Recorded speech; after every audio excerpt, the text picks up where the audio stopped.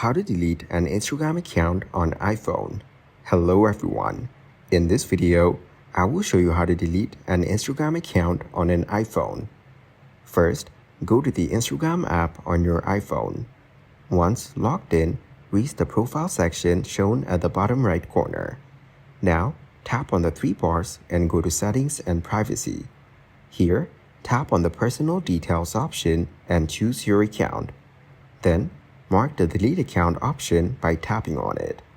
Lastly, hit the Continue button to delete an Instagram account in iPhone. Thank you guys for watching this video. Hope you got some value.